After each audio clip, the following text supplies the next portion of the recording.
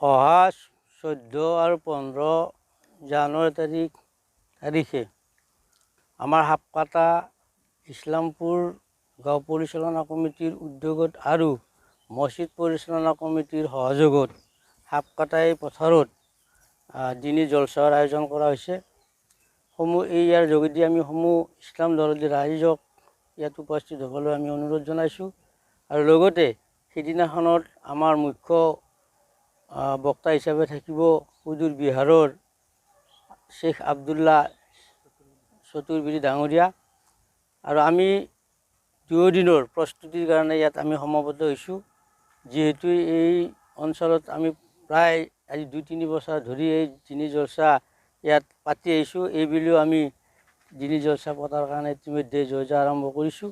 আৰু এই ক্ষেত্ৰত আমি ধৰ্মপ্ৰাণ ৰাইজৰ সহায় সহযোগিতা কামনা কৰিছোঁ। নাম মই কৈছোঁৱে, আব্দুল্লাহ চতুৰ্বেদী চাহাব।